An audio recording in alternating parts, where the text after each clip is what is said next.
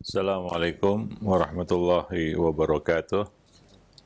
Alhamdulillah nahmaduhu wa nasta'inuhu wa nastaghfiruh wa na'udzu billahi min syururi anfusina wa sayyiati a'malina may yahdihillah fala mudhillalah wa may yudlil fala hadiyalah. Asyhadu an la ilaha illallah wahdahu la syarikalah wa asyhadu anna Muhammadan abduhu wa rasuluh. Ya ayyuhalladzina amanu ittaqullaha haqqa tuqatih wa la tamutunna illa wa antum muslimun. Amma ba'du.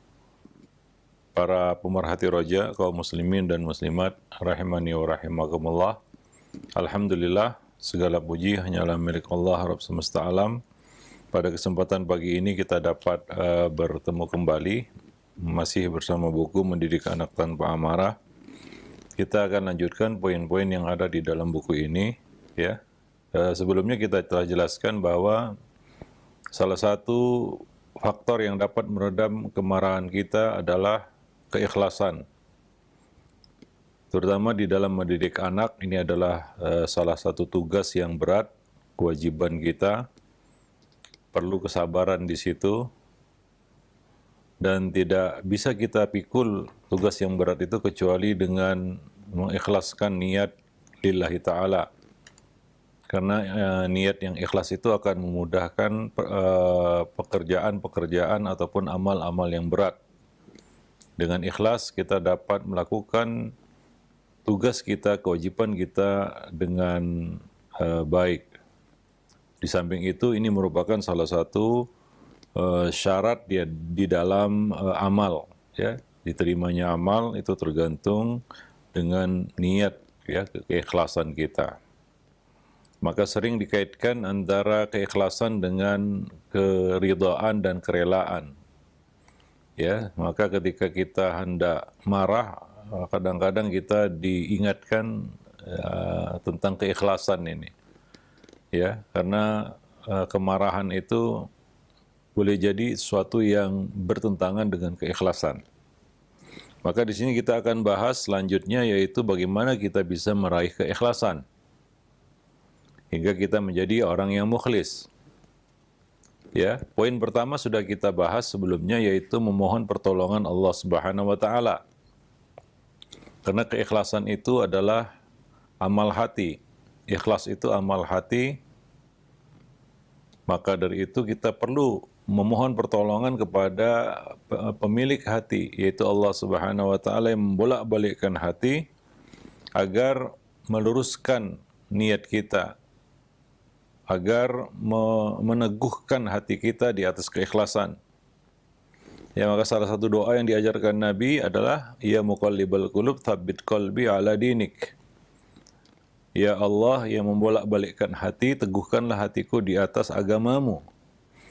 Termasuk di dalamnya adalah di atas keikhlasan, ya, di dalam beribadah kepada Allah Subhanahu wa taala.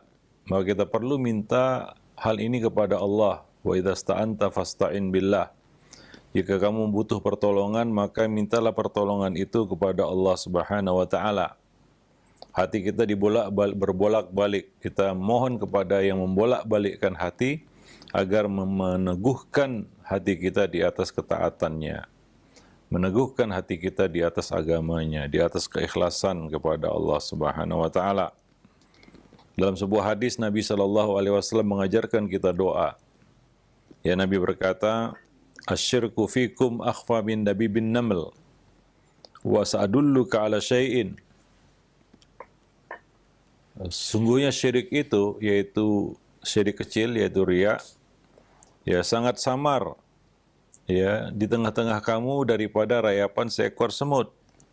Aku akan tunjukkan kepadamu suatu perkataan, idza fa'altahu adhaba anka sighar syirki wa kibarih.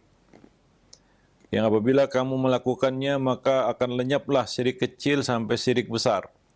Ya. Bacalah kata Nabi, qul Allahumma inni a'udzubika an usyrika bika wa ana a'lam wa astaghfiruka lima la a'lam. Ya Allah, aku berlindung kepadamu dari berbuat syirik, besar maupun kecil, sedangkan aku mengetahuinya. Dan aku mohon ampun kepadamu atas apa-apa yang tidak aku ketahui. Ini salah satu doa yang diajarkan Nabi untuk dibaca agar kita terhindar dari syirik kecil maupun syirik besar. Allahumma inni a'udzubika an usyrika bika wa ana a'lam wa astaghfiruka lima la a'lam. Mudah-mudahan Allah Subhanahu wa taala meneguhkan hati kita di atas keikhlasannya. Itu yang pertama, yaitu mohon bantuan pertolongan kepada Allah Subhanahu wa taala. Poin kedua adalah mengetahui buah dari keikhlasan dan bahaya niat yang melenceng.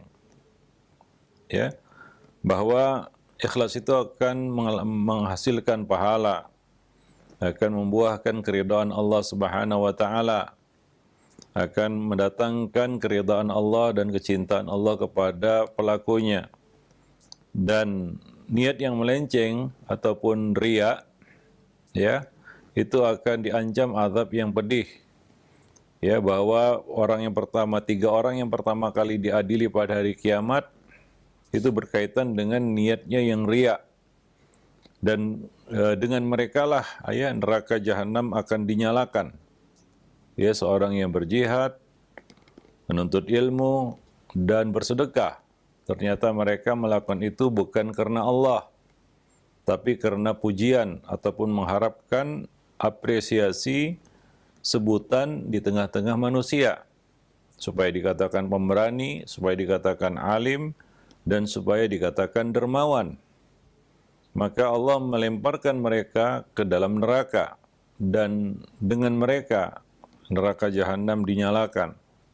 Ya, nah ini merupakan ancaman yang sangat besar, yang sangat berat ya terhadap orang-orang yang riya di dalam amalnya. Maka ini memberikan ultimatum kepada kita supaya memperhatikan ya masalah niat ini, bahaya niat yang melenceng itu, bahwa Allah mengancam azab yang pedih. Allah akan meninggalkan dia dan amal syiriknya. Man amila amalan asyraka fihi ma'iya ghairi taraktuhu wa syirkahu. Barang siapa yang mengerjakan suatu amalan dia sekutukan aku dengan yang lain, maka aku akan tinggalkan dia dan amal syiriknya atau amal riyaknya. Ya, Allah tidak akan melihatnya dan Allah tidak akan memberikan balasan apapun terhadap amal yang sudah dikerjakannya. Ya, dengan mengetahui buah keikhlasan dan bahaya dari riya, kita mendorong kita, memotivasi kita untuk bersungguh-sungguh menjaga keikhlasan ini, ya, memasang niat yang ikhlas di dalam setiap amal yang kita lakukan. Yang ketiga adalah takut terhadap murka Allah. Ya, takut terhadap murka Allah. Ya, Al-Hasanul Basri mengatakan tidak ada yang takut kepada Allah kecuali seorang mukmin. Ma khafallahu illa mu'min. Wa man aminahu illa munafik. Wa ma aminahu illa munafik. Dan tidak ada yang merasa aman darinya, yaitu dari Allah Subhanahu wa taala, kecuali seorang munafik. Ya, dari siksa Allah, dari makar Allah, ya, kecuali seorang munafik. Maka takut terhadap Allah ini adalah sesuatu yang kita harus pelihara di dalam hati. Ya, hendaknya kita menyadari bahwa mengejar pujian Allah itu jauh lebih utama daripada mengejar pujian manusia. Sebagaimana lari dan menghindar dari celaan Allah jauh lebih utama daripada lari dan menghindar dari celaan manusia. Karena pujian dan celaan manusia itu hanya bersifat sementara. Itu yang pertama. Yang kedua, belum tentu benar. Ya, sedangkan orang yang dicela Allah itu pasti tercela.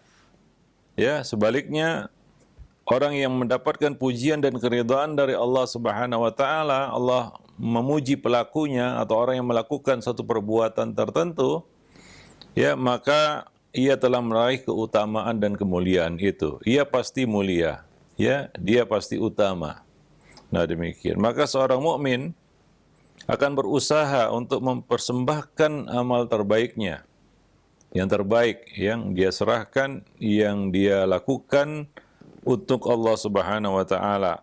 Ya, sementara hatinya selalu dipenuhi rasa takut dan kekhawatiran amalnya itu tidak berkenan atau tidak diterima oleh Allah Subhanahu wa taala. Ya. Nah, hal ini harus senantiasa kita jaga di dalam hati kita di dalam beramal supaya kita tidak merasa ujub atas amal yang sudah kita kerjakan. Ya. Nah, Allah Subhanahu wa taala mengatakan dalam surat Al-Mu'minun ayat 60 ya. Allah berfirman, "Walladzina yu'tuna ma ataw wa qulubuhum wajilah annahum ila rabbihim raji'un." Dan orang-orang hamba-hamba yang memberikan apa yang telah mereka berikan, sedangkan hati mereka takut karena mereka tahu bahwa mereka akan kembali kepada Allah Subhanahu wa taala. Inilah orang-orang yang mukhlis, orang-orang yang beramal tapi tetap merasa takut amal mereka tidak diterima. Ya, mungkin masalah keikhlasan atau masalah ketepatannya dengan syariat Allah, ya, dengan sunnah Rasulullah Sallallahu Alaihi Wasallam. Jadi mereka beramal sementara mereka tetap merasa khawatir, ya, bahwa amal mereka ini tidak diterima di sisi Allah Subhanahu Wa Taala, sehingga itu mendorong mereka untuk terus memperbaiki amal, ya, terus memperbaiki amal mereka, ya, terus memperbaiki amal ibadah yang mereka kerjakan.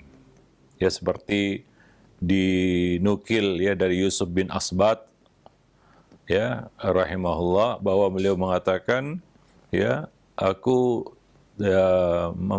mempelajari, aku menuntut ilmu selama 22 tahun untuk mengetahui mana amal yang sahih dan mana amal yang tidak sahih. 22 tahun untuk mempelajari, khusus untuk mempelajari mana amal yang sahih dan mana amal yang tidak sahih. Nah, begitu ya kesungguhan para ulama-ulama salaf dahulu ya di dalam memperbaiki amal mereka, karena mereka ya kuncinya adalah mereka memelihara rasa takut mereka kepada Allah walaupun mereka sudah beramal. Ya, kadang-kadang kita berani kepada Allah ya karena kita merasa sudah melakukan sesuatu untuk Allah. Kita merasa berjasa atas apa yang kita lakukan ya kepada Allah Subhanahu wa taala. Padahal itu adalah kewajiban kita, ya. Nah, demikian. Jadi yang ketiga adalah memupuk rasa takut kepada Allah Subhanahu wa taala, ya. Sehingga ini mendorong kita untuk terus memperbaiki amal. Nah, kemudian ya di antara salah satu cara kita untuk meraih keikhlasan adalah mengenali nama-nama dan sifat-sifat Allah Subhanahu wa taala. Mengenal Allah lebih jauh, ya, lebih dekat. Ya, di antara hal yang membantu kita meraih keikhlasan adalah menyadari bahwa Allah Subhanahu wa taala memiliki kekuasaan yang mutlak dan pujian yang sempurna. Ya, bahwa segala puji-pujian hanyalah milik Allah. Alhamdulillahi Rabbil Alamin.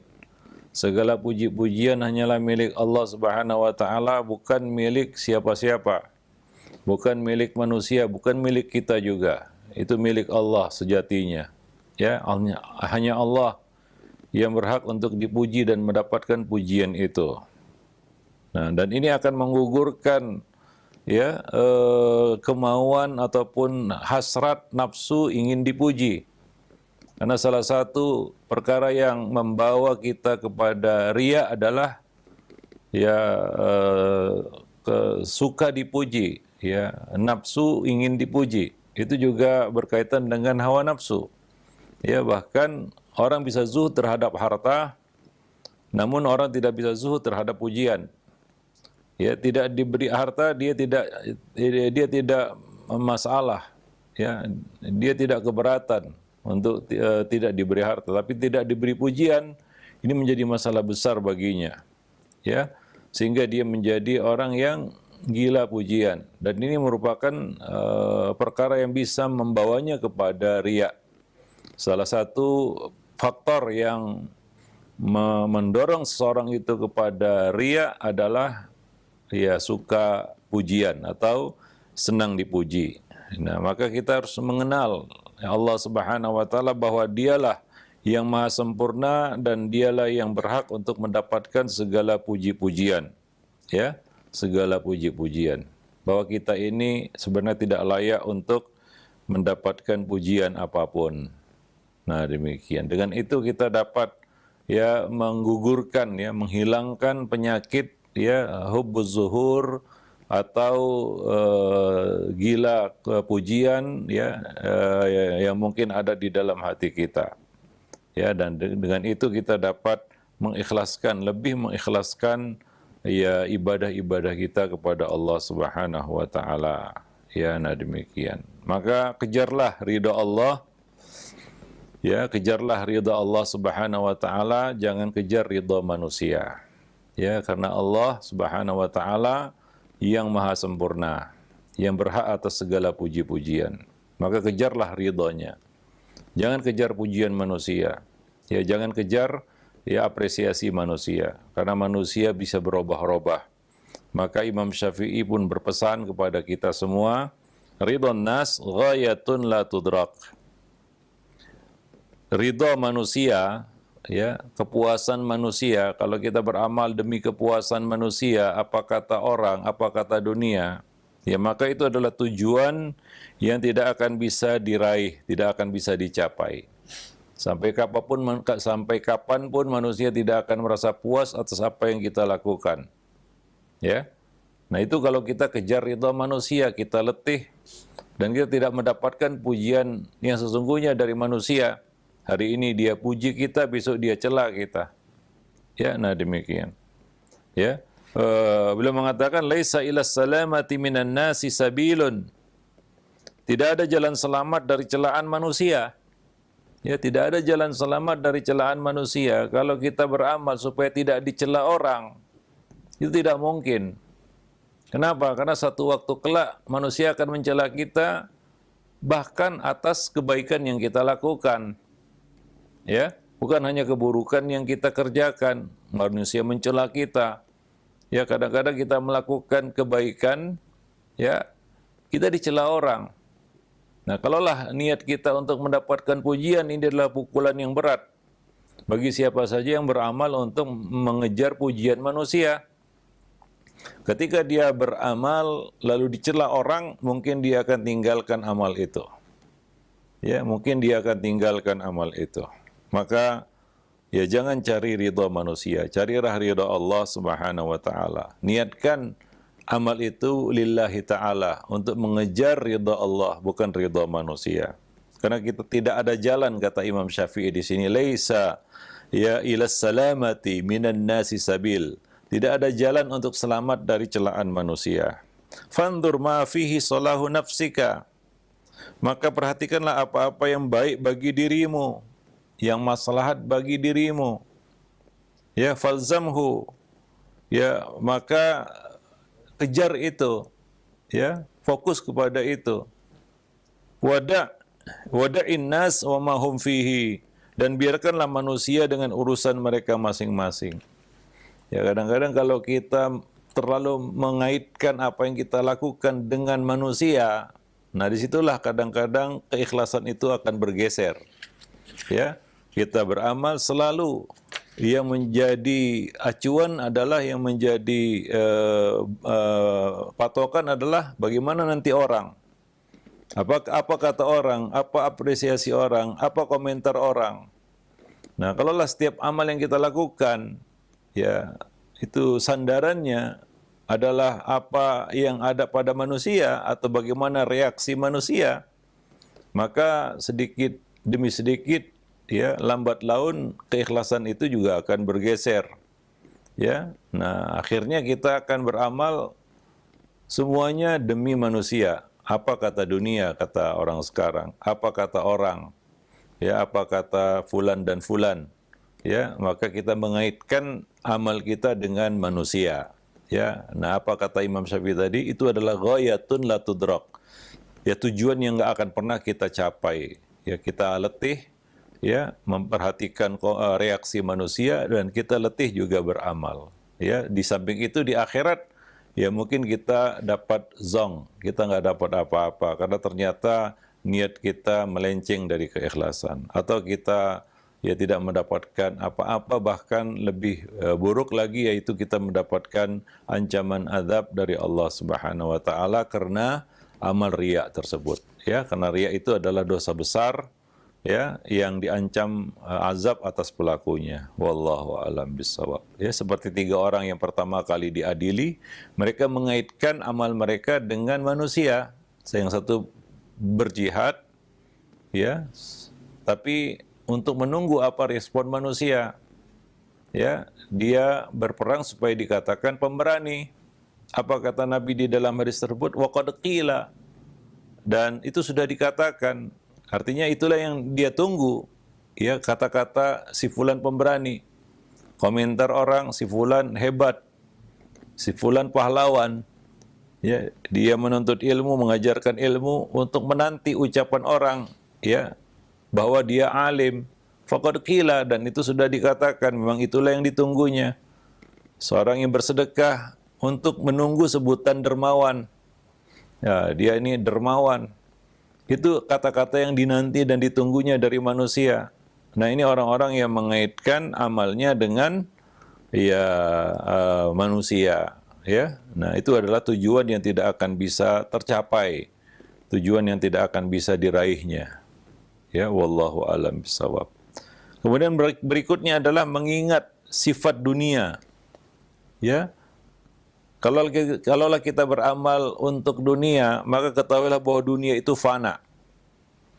Dunia itu fana, akan berakhir, ada ujungnya, ya, akan selesai dan akan berubah.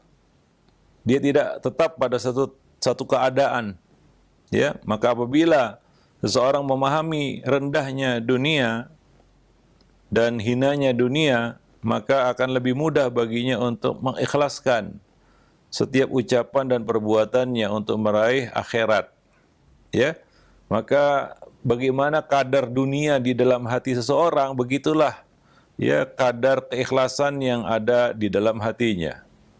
Maka semakin, ya, kita dekat dengan negeri akhirat, ya, orientasi kita akhirat, maka akan lebih mudah bagi kita untuk mengikhlaskan niat. Ya, semakin lekat dunia itu di hati kita, semakin berat kita meraih keikhlasan. Maka tinggi rendahnya kadar keikhlasan seseorang itu bisa dilihat dari bagaimana besar kecilnya kecintaannya kepada dunia di dalam hatinya. Semakin besar cintanya kepada dunia di dalam hati, semakin kecil juga, ya, kadar keikhlasan yang ada dalam hatinya. Ya, semakin kecil dunia itu dalam hatinya, semakin besar keikhlasan itu di dalam hatinya. Ini suatu yang tidak bisa, ya, bertemu dalam suatu kondisi di dalam hati manusia. Cinta kepada dunia besar, tapi keikhlasan juga tinggi. Itu sepertinya tidak mungkin, ya.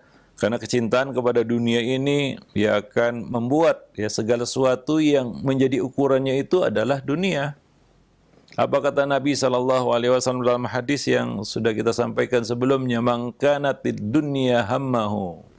Barang siapa yang menjadikan dunia sebagai orientasinya, ya, dunia itu terlalu besar di dalam hatinya, ya, maka Nabi mengatakan farraqallahu alaihi syamlahu. Allah Subhanahu wa taala, ya, akan menjadikan lemah hatinya, akan mencerai-beraikan urusannya, akan melemahkan hatinya, ya, akan menyempitkan hatinya. Wa ja'alal faqra baina ainaih. Allah jadikan kefakiran, ya, ketakutan terhadap kefakiran, kegagalan di antara kedua matanya. Ya, walam yati ilaihi dunya illa ma qad kutiba lahu. Dan dia tidak akan dapatkan dunia itu kecuali apa yang sudah dituliskan untuknya, tidak lebih dan tidak kurang. Nah, ini orang yang hatinya, ya, dipenuhi dengan dunia. Ya, maka ini satu hal yang tidak bisa bertemu, ya, di dalam hati manusia, antara kecintaan kepada dunia yang berlebihan, hubban jamma, ya, dengan keikhlasan di dalam beribadah. Ya. Nah, maka dari itu Allah banyak bercerita tentang hakikat dunia di dalam Al-Qur'an. Ya, misalnya Allah mengatakan i'lamu annamal hayatud dunya la'ibun wa lahwun wa zinah. Ya, ketahuilah bahwasanya dunia itu adalah permainan. Ya, permainan. Ya, kemudian lahwun, hal yang sia-sia, dan zina, dan perhiasan, wa tafakhurun bainakum, dan ajang untuk bermegah-megah di antara kamu, wa takatsurun fil amwali wal aulad, dan berlomba-lomba di dalam memperbanyak harta dan anak keturunan. Itulah dunia. Allah sifatkan di situ sebagai suatu permainan. Ya, sia-sia. Ya, satu ya apa namanya? Ya, satu candaan. Itulah dunia. Ya, kalau kita lihat ya apa yang ada di dunia ini, ya, itu suatu permainan dan senda gurau belaka. Ya, senda gurau belaka. Ya, apapun apa yang kita banggakan hari ini, ya, mungkin 10-20 tahun ke depan itu menjadi suatu lelucon, ya. 10-20 tahun ke depan mungkin jadi lelucon bagi orang-orang yang hidup pada masa berikutnya, ya. Nah, seperti ya dulu ya, kalau kita lihat benda dunia ini yang dulu dibangga-banggakan, ya, orang dulu punya handphone, ya, semakin banyak tombolnya semakin bergengsi kan begitu ya. Itulah yang dibanggakan, mungkin itu termasuk barang mewah. Orang punya laptop, ya, yang segede-gede gaban gitu ya, besar ya. Wah, dibanggakan itu, menjadi ajang kebanggaan kan begitu ya. Mobil-mobil jadul dulu ya, wah, kebanggaan itu. Tapi sekarang itu jadi lelucon gitu. Kalau kita punya itu, ya, benda dunia yang ada 20 tahun yang lalu ya. Awal-awal ya kita katakan abad 21 kemarin, ya 21 tahun yang lalu itu ya. Ya itu menjadi kebanggaan itu, tafakhur gitu. Ya, di antara manusia kalau punya handphone seperti batu bata itu ya. Wah itu menjadi kebanggaan. Itu dunia, ini dunia yang Allah ceritakan sebagai lahwun wa zina wa la'ibun wa lahwun. Permainan dan senda gurau belaka, lelucon belaka. Ya. Ya enggak berapa lama kemudian, ya enggak pakai lama, ya 20 tahun kemudian benda-benda itu yang dulu menjadi tafakhur, menjadi lelucon sekarang kalau kita pegang ya. Kalau sekarang lah kita pegang itu atau kita miliki itu menjadi lelucon bagi orang sekarang itu. Zaman gini ya masih bawa benda seperti itu ya. Mungkin juga benda yang kita banggakan hari ini ya menjadi suatu hal yang prestis di tengah-tengah manusia hari ini ya. Mungkin 10-20 tahun ke depan itu jadi lelucon bagi orang yang memegangnya. Nah, itulah dunia. Ya, sebagai permainan dan senda gurau belaka. Ya, coba lihat dulu orang pakai mode seperti ini, wah dianggap keren. Sekarang itu dianggap ya lelucon gitu. Orang pakai itu macam badut jadinya. Ya, demikian juga itulah dunia ya. Kalau kita ikuti dunia, ya nggak ada ujungnya itu. Ya, nah dia selalu berubah-ubah, ya tidak tetap pada satu keadaan. Ya, nah demikian. Sebagaimana berita dunia, ya berita tentang dunia itu berubah-ubah itu. Ya, maka kalau kita menyibukkan diri dengan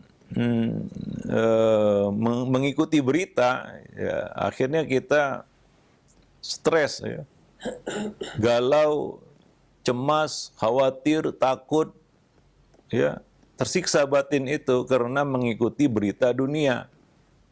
Ya, berita-berita tentang dunia. Ya, karena dia tidak tetap pada satu kondisi.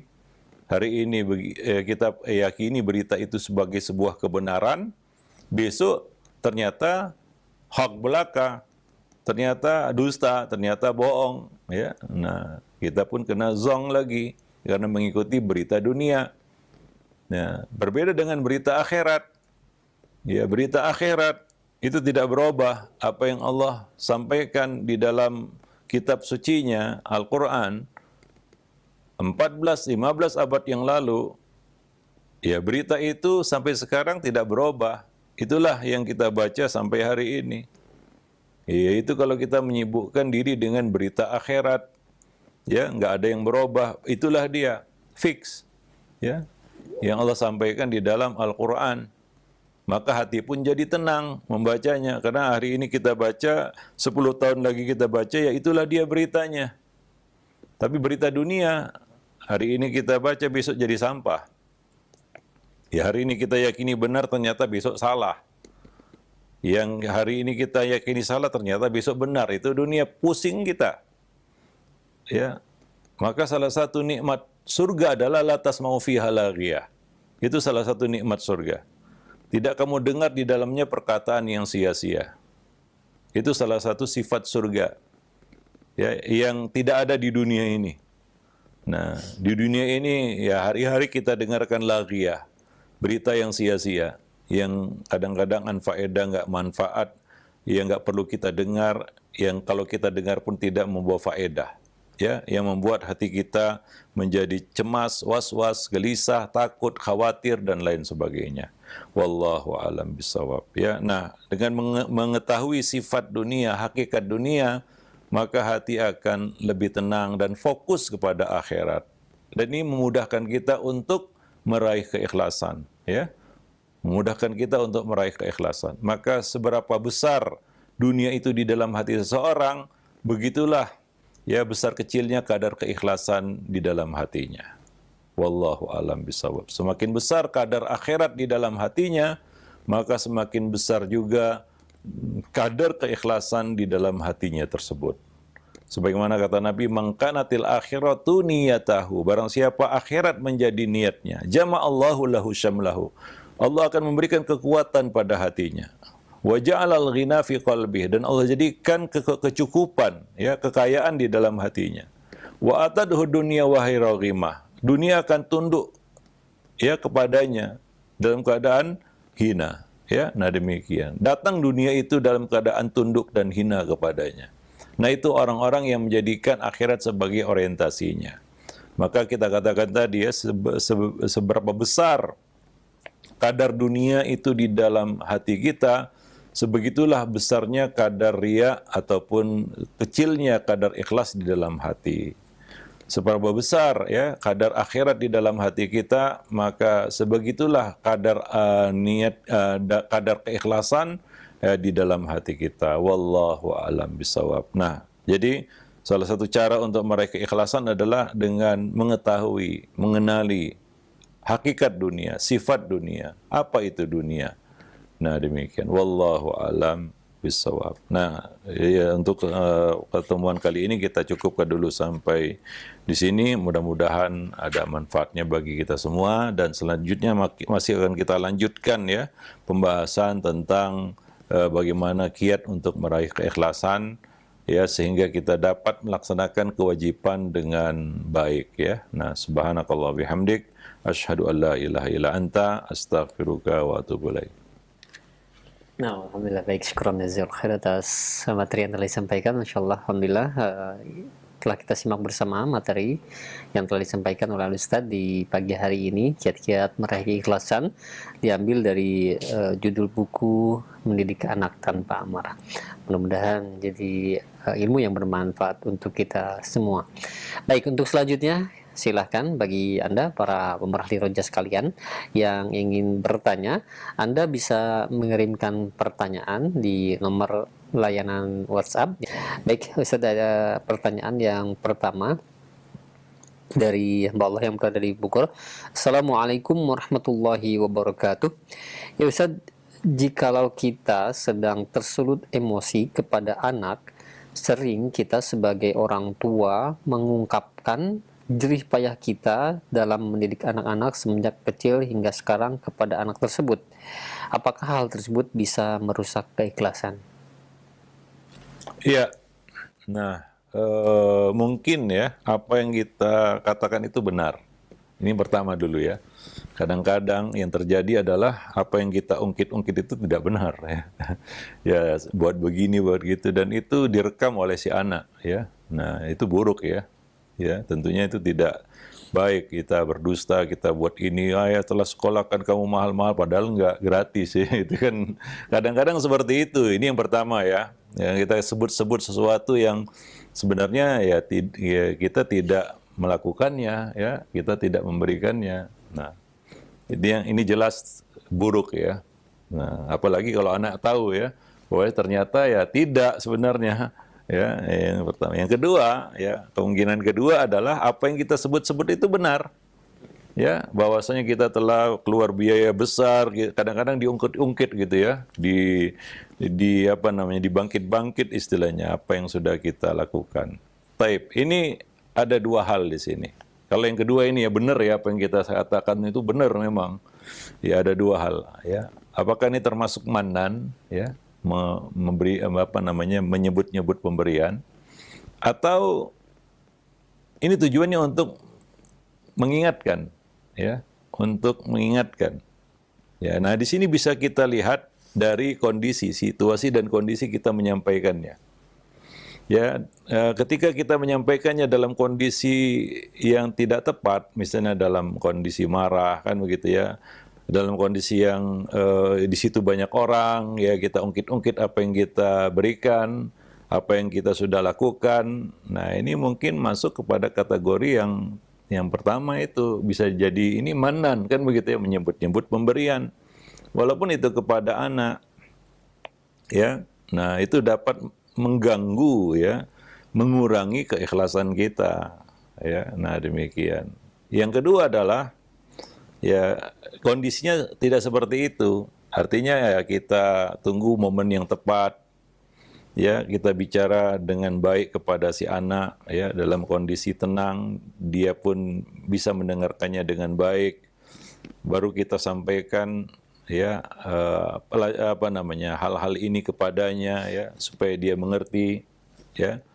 Ya, dan kondisi juga kita tidak marah kan begitu ya. Nah, kalau kondisi marah di depan orang banyak atau ada orang lain di situ ya, atau kondisi anak juga nggak siap untuk menerima kata-kata kita, maka apa yang kita sebut itu percuma juga, nggak ada manfaatnya juga, dan cenderung ini untuk membangkit-bangkit pemberian aja ya, untuk apa namanya, membungkam si anak ya, bahwa kamu jangan macam-macam, aku sudah banyak buat baik kepadamu, kira-kira kasarnya seperti itu ya. Nah, tapi kondisinya berbeda, yaitu ya dalam kondisi kita tidak sedang marah, ya memang kondisinya kita ingin memberikan nasihat kan begitu ya.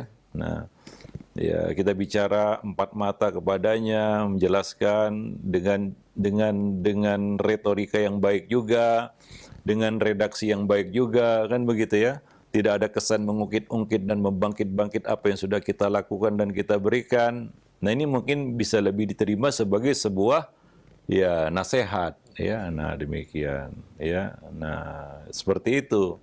Jadi enggak selalu ya bahwasanya hal itu menjadi suatu kebenaran ya, ataupun hal yang dibenarkan di dalam apa namanya, memberikan peringatan kepada anak ya. Nah, ya dalam kondisi seperti itu juga anak akan meresponnya negatif. Ya ketika dalam kondisi kita marah, lalu kita bangkit-bangkit, maka dia akan mempertanyakan juga, memangnya ayah ibu nggak ikhlas gitu ya, telah melakukan begini, memberikan ini dan memberikan itu ya. Nah demikian ya, respon anak juga akan berbeda. Nah, dengan ketika kita sampaikan hal itu juga, tapi dengan redaksi yang berbeda, kondisi yang berbeda pula, dan dia akan melihat ini sebagai suatu apa namanya ya, kita katakan peringatan atau nasihat ya, yang perlu dia pikirkan ya, bahwa ya orang tuanya ya memerlukan atensinya, perhatiannya atas apa yang sudah diberikan kan begitu ya. Nah, jadi dalam kondisi seperti itu anak pun memberikan respon yang positif ya, yang menumbuhkan rasa keinginannya untuk mensyukuri apa yang sudah Allah berikan kepadanya melalui orang tua. Redaksinya juga akan berbeda kalau kita sampaikan itu dalam kondisi yang lebih kondusif ya. ketimbang kita sebutkan apa yang kita berikan dan apa yang kita lakukan itu dalam kondisi marah. Cenderungnya itu kita kaitkan kepada diri kita. Ayah sudah buat begini, ayah sudah buat begitu, ibu sudah melakukan begini, ibu sudah berikan begitu. Tapi kalau dalam kondisi yang berbeda, ya, misalnya dalam kondisi kita ya tidak sedang marah, itu kita kaitkan itu, ya misalnya kita ingatkan, nak, ingatlah nikmat Allah, kan begitu ya. Kamu telah bisa sekolah di sini, ya. Ini kan sama aja sebenarnya. Ayah telah menyekolahkan kamu mahal-mahal gitu. Kalau lagi marah, kadang-kadang kalimat itu ya redaksinya jadi berbeda. Ya ingat itu. Ya, karena kita juga nggak bisa mikir waktu marah itu. Kata-kata yang keluar dari lisan kita. Beda kan kalau kita katakan, nak syukurilah, bersyukurlah atas nikmat Allah, kamu bisa bersekolah di sini, tidak mudah itu, biayanya besar ya.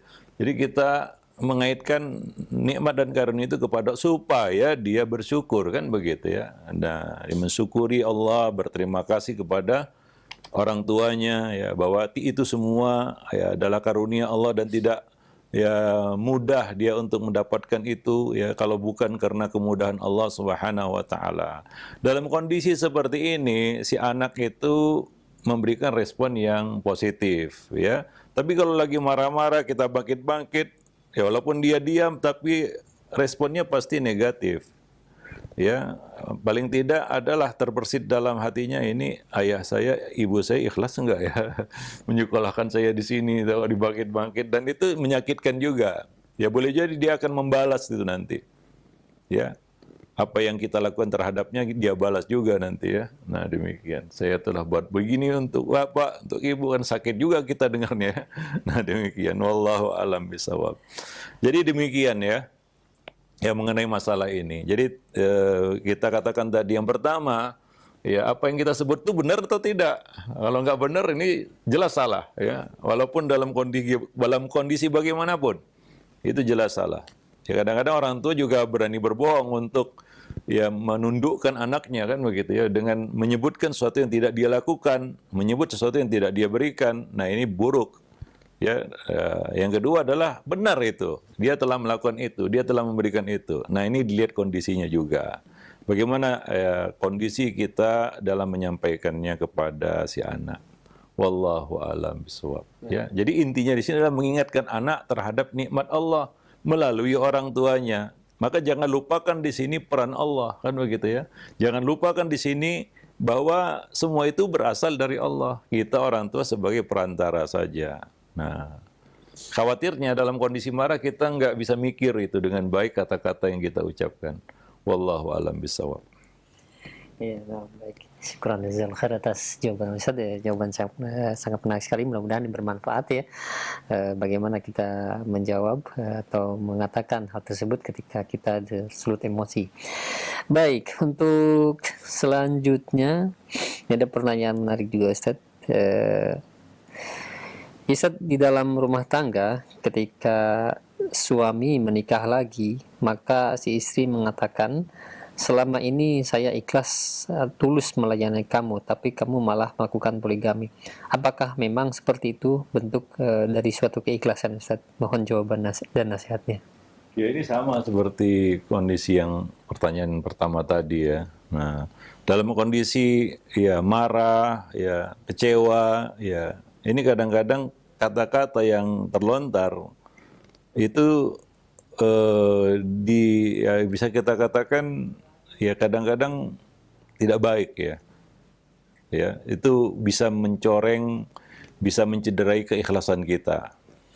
Ya, seperti tadi orang tua mengungkit-ungkit pemberian waktu marah gitu ya. Itu bisa mencederai keikhlasan kita. Ya.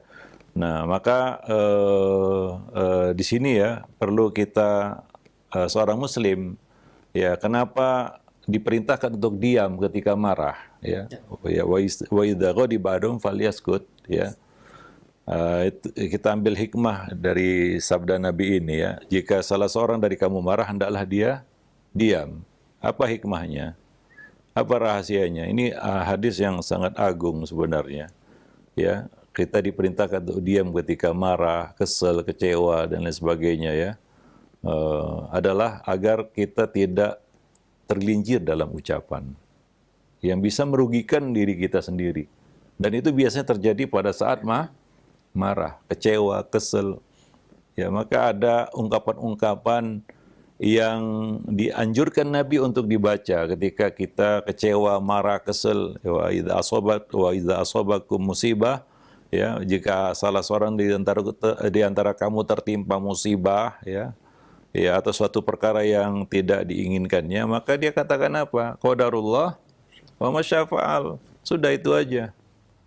Qadarullah, ini takdir Allah, apa yang Allah kehendaki terjadi, kan begitu ya. Nah, atau ucapan lain yang diajarkan Nabi juga, alhamdulillah ala kulli hal, gitu. Ya, nah demikian. Itu dalam kondisi seorang itu marah. Ya, anak membuat kita marah, jengkel. Ya, alhamdulillah ala kulli hal. Qadarullah ma syaa fa'al, kan begitu ya. Itu yang dikatakan Nabi ketika ini satu faedah juga ya, ketika keluarga beliau memarahi khadim beliau. Ya, pernah satu ketika terjadi ya di mana khadim Nabi melakukan kesalahan, ya lalu dimarahi ataupun dicela oleh keluarga beliau.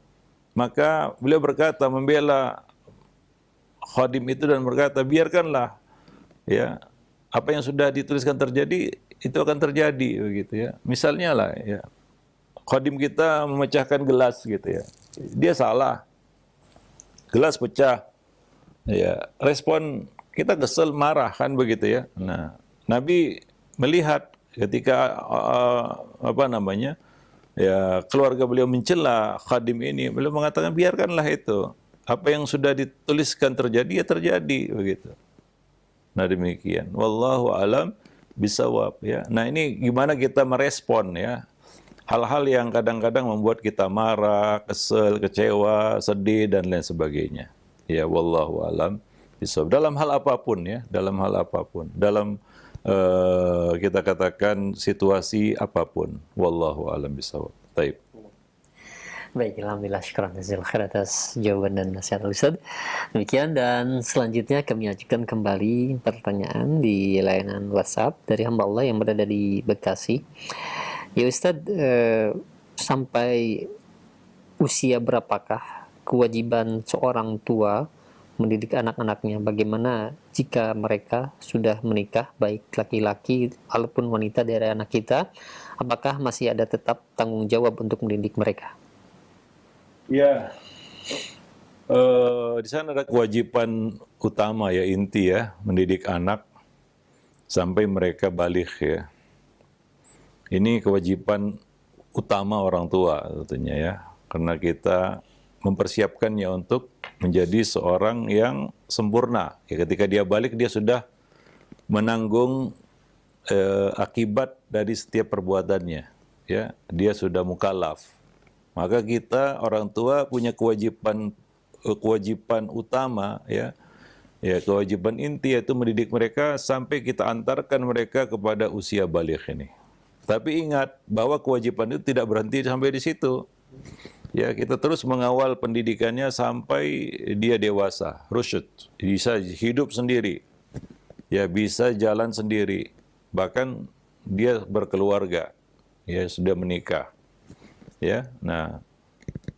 Dan ingat ketika anak sudah menikah pun bukan berarti kewajiban kita untuk memberikan nasihat, dan nasihat itu bagian dari pendidikan ya. Ya, bukan berarti berakhir, selesai, ya kita lepas tangan, tidak. Ya, maka nggak ada yang bisa memutuskan hubungan anak dan orang tua dan anak kecuali al-maut, kematian. Ya, maka kita wajib terus memberikan nasihat kepada anak-anak kita, walaupun mereka sudah berkeluarga, walaupun sekarang mereka sudah ya menjadi ibu bapak, tapi mereka tetap anak-anak bagi kita. Ya. Bagaimanapun mereka jadi kakek nenek sekalipun, ya kalau kita masih hidup ya, selama hayat di kandung badan, mereka tetap anak bagi kita. Mereka statusnya tetap anak, walaupun mereka sudah kakek-kakek, kan begitu ya. Sekarang mereka sudah punya anak, bahkan sekarang mereka sudah punya cucu. Ya tetap mereka itu anak bagi kita. Yang kita punya kewajiban ya terhadap mereka, ya memberikan nasihat, ya. Nah demikian. Wallahu alam bisawab. ya sampai maut memisahkan. Ya coba ambil pelajaran dari Nabi Nuh alaihi salam, ya terus menasihati anaknya, ya sampai ya kita katakan momen terakhir ya ketika anak itu mau tenggelam. Ya tentunya anaknya ini bukan anak-anak lagi ya. Ya udah dewasa. Dan dia membalas apa yang dikatakan oleh Nabi Nuh. Sa'awi ila jabalin ya'simuni minal ma'. Aku akan berlindung ke gunung yang bisa menyelamatkanku dari air, katanya. Ya dia kira dia mampu punya kekuatan untuk berenang dan menyelamatkan diri ke puncak gunung. Tapi tidak ada yang selamat dari azab Allah kecuali Allah Subhanahu wa taala sendiri. Man rahim. Ya yang menyayangi, yang mengasihi, yaitu Allah Subhanahu wa taala. Ya akhirnya anak itu tenggelam. Ya tentunya anak ini bukan anak-anak lagi ya. Tapi Nabi Nuh tetap punya kewajiban ya untuk mendidik dan menasehatinya sampai momen terakhir itu.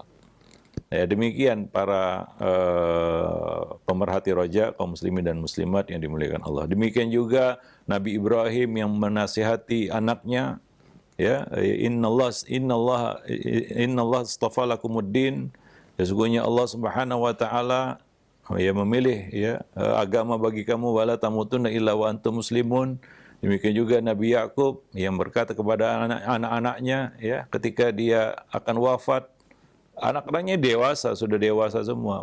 Ma ta'buduna min ba'di, apa yang kamu sembah sepeninggalku. Jadi tetap memberikan nasihat, peringatan, pelajaran, pendidikan kepada anak-anak ya tanpa batas sampai maut memisahkan. Ya, di samping itu kita juga punya kewajiban muslim terhadap muslim lainnya. Ya, yaitu apa? Wa idza stansahahu fansahlahu. Jika dia minta nasihat maka nasihati. Ya, ada dua maksud dari istinsah di sini. Satu adalah dia minta nasihat. Yang kedua adalah dia perlu nasihat. Itu termasuk istinsah juga. Ya, ada saudara kita yang perlu nasihat, maka kita punya kewajiban untuk menasihatinya. Apalagi dia ya meminta nasihat itu kepada kita. Maka kita wajib memberikan nasihat itu kepadanya ya. Karena salah satu hak muslim atas muslim lainnya adalah an-nush ya, dikatakan ad-dinun nasihah. Agama itu adalah nasihat, salah satunya adalah wali aimmatil muslimina wa ammatihim ya, kepada segenap kaum muslimin. Ya, anak kita ya seorang muslim, dia punya hak itu juga atas kita. Di samping punya hak sebagai seorang anak ya, punya hubungan darah dengan kita. Wallahu alam bisawab. Sampai kalaulah anak itu kafir ya, kita katakan, kita tetap punya kewajiban seperti yang dilakukan oleh Nabi Nuh alaihi salam. Ya, tetap mendakwahi, mengajak anak itu kembali kepada agama Allah sampai ya kita katakan maut memisahkan. Wallahu alam bisawab. Nah, demikian para pemerhati roja kaum muslimin dan muslimat yang dimuliakan Allah ya, pertemuan kita pada kesempatan pagi yang berbahagia ini. Mudah-mudahan ada manfaatnya bagi kita semua. Lebih dan kurang saya mohon maaf. Yang benar datangnya dari Ar-Rahman, yang salah dari saya dan dari syaitan. Aqulu qauli hadza astaghfirullah li wa lakum wa lisairil muslimin. Subhanakallah bihamdik asyhadu an la ilaha illa anta astaghfiruka wa atubu ilaik. Wassalamualaikum warahmatullahi wabarakatuh.